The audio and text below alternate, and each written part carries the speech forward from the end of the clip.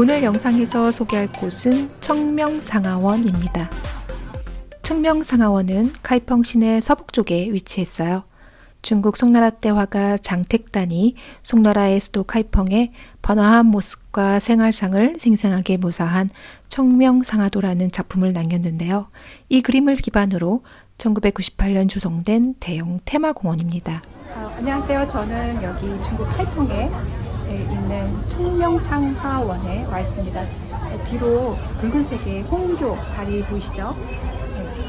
이 청명상하원은 11세기 공중화가였던 장택단이 그린 그 유명한 그림 청명상하도, 그것을 이제 그대로 재현해 놓은 아주 큰 공원이에요.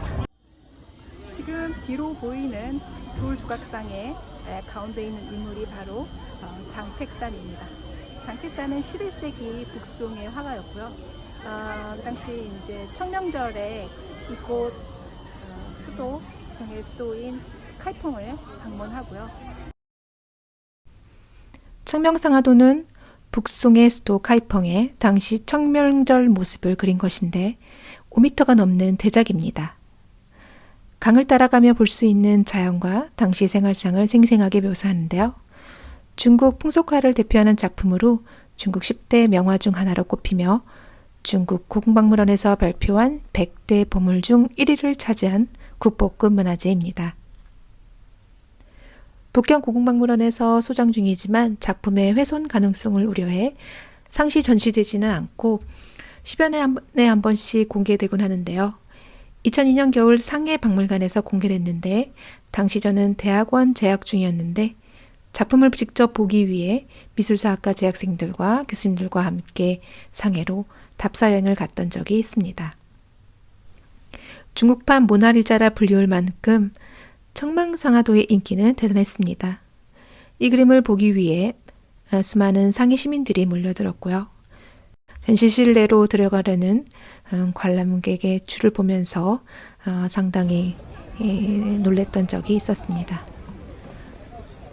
오늘 영상에서는 카이펑 테마공원 청명상하원과 장택단의 청명상하도를 서로 비교하면서 감상해 보도록 하겠습니다. 장택단의 청명상하도는 중국인이 뽑은 국보 중에서도 단연 1위를 차지하는 아주 아름다운 그림입니다. 그 그림에 나오는 장면하고 너무 유사하게 재현을 해놓았어요. 그래서 저도 이제 그 그림을 자세하게 봤던 제 경험을 비춰봤을 때 너무 깜짝 놀랄 정도로 비슷하게 나서 아주 즐거운 시간을 지금 갖고 있습니다. 이렇게 이제 강을 중심으로 해서 양쪽에 이렇게 수많은, 이거 여기 보시는 거는 이제 강가에 있는 찻집, 술집, 밥집이에요. 그리고 또 이쪽으로는 각종 뭐 상점들, 도자기를 팔기도 하고 문방구나 부채를 팔기도 하고요. 홍교를 건너자마자 보이는 이 우뚝 솟아있는 건축물은 청명상하도에 그려진 모습 그대로 재현해 놓아서 보자마자 감탄을 연발하게 했는데요. 제가 눈물도 글썽이게 만들었던 건물입니다. 화려하게 장식된 2층 정도 높이의 건축물 양쪽 간판에 십천각점이라 쓰여 있어요. 십천각, 말 그대로 발집 또는 발가게라고 해석이 되는데 발을 씻거나 발 마사지는 아니고요. 잠깐 묵고 가는 여인숙으로 대문 위에 매달린 색색깔의 천은 손님들을 현혹시키는 오늘날의 네온사인처럼 보입니다. 변화 양안의 풍경을 자세히 살펴보면 수레, 가마, 노새, 배, 그리고 약 1000여 명의 인물이, 이 중 600명은 뚜렷하게 묘사되었어요. 한 사람의 크기가 1cm도 안 되는 촌마두인이라고 합니다. 장택단이 묘사한 인물들의 동작은 서로 연결되어 마치 재미난 연극을 보는 듯한데요. 확대해서 자세히 살펴보면 여러 인물의 표정과 감정을 느낄 수 있습니다. 청명상하도에는 각양각색의 간판이 등장해 재미를 줍니다. 그중 흥미를 끌만한 것은 그림 곳곳에 자주 등장하는 사주, 장명, 관상을 보는 역술인 점쟁이들입니다. 여기 간판에 중국어로 칸밍이라고 쓰여 있어요. 사주팔자를 보고 있는 인물들의 표정이 잠옷 진지합니다.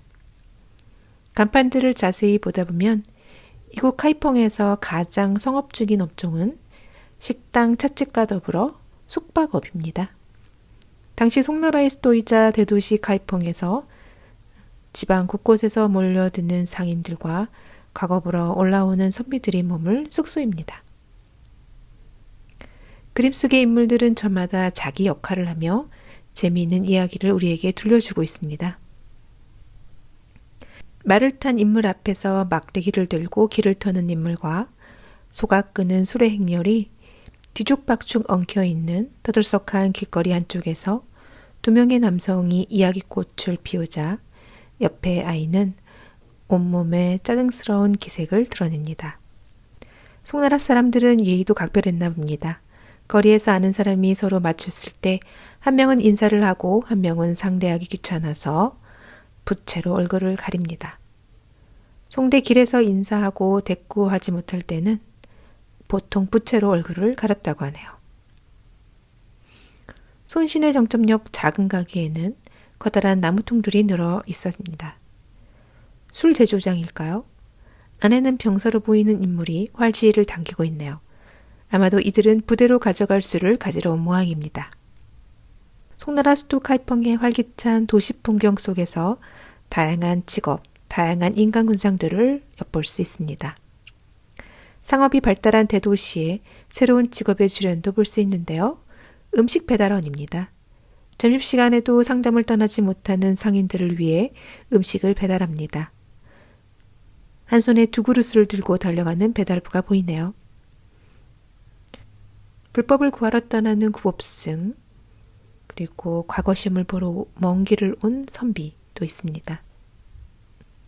목수가 수레바퀴를 고치고 있고 손님의 수염을 다듬는 듯 보이는 이곳은 이발소인가 봅니다. 화가 장됐다는 사회 밑바닥 사람들의 표정까지도 주목했는데요. 강변 부둣가에는 뱃사람들의 고달픈 삶이 고스란히 녹아 있습니다. 뱃사공, 짐꾼 등 저마다 모두 열심히 일하면 얼마 안 되는 수입을 얻겠죠. 대도시 하루벌이 일용직 노동자들의 고단한 일상까지 포착되어 있습니다. 늙은 짐꾼은 피골이 삼접할 정도로 말라 있어요. 나무 밑에 앉아 쉬고 있는 모습이 애처로워 보입니다. 식당 안에는 돈이 있는 부자 상인과 관리들이 먹거리를 즐기고 있고 거리에는 일자리를 찾지 못한 떠돌이 유민이 헐벗은 채 서 있네요. 극심한 빈부격차도 여과 없이 보여주고 있습니다. 음식을 담은 두 개의 바구니를 짊어지고 가는 인물은 어느 대갓집 내외의 가마 행렬을 따라갑니다. 그 자신은 배가 고파 뱃속에 꼬르륵 소리가 나지만 이 바구니 속의 음식은 감히 한치도 건드리지 못합니다. 도시에서 여유를 즐기는 부자들의 삶과 드라마틱한 대비를 이룹니다. 그린 곳곳에서 개봉 거지를 볼 수 있는데요. 성문 앞 다리 위에서 봄공치를 구경하는 사람들 사이에서 먹을 것과 돈을 달라고 구걸하는 모습 보이시죠? 한 선비가 동전 한 개를 꺼내 건네주고 있네요. 20여 가지가 넘는 크고 작은 공연이 있어 청명상하원의 풍경을 감상하다가 자연스레 공연들을 구경할 수 있습니다.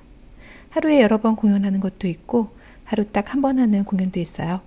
입장하실 때 나눠준 팜플렛에 공연 장소와 시간이 안내되어 있으니 참고하시기 바랍니다. 제가 가장 먼저 본 것은 투개 닭싸움이었는데요. 송나라 시대 사람들은 닭싸움을 보며 돈을 광곤 했다고 해요. 깃털을 세우고 상대방을 주시하며 일격을 날리는 닭들의 싸움, 피를 튀기고 털이 빠져 붉은 살이 다 드러날 정도로 처참한 꼴의 닭을 보는 것이 매우 불편했습니다. 今年是哪位大人主持开河呀？不知道，就是，这还真不知道嘞。哎，铁良，哎，这次去江南，别忘了捎一些新茶回来呀。好嘞，绿茶茉莉花各4两，要新茶。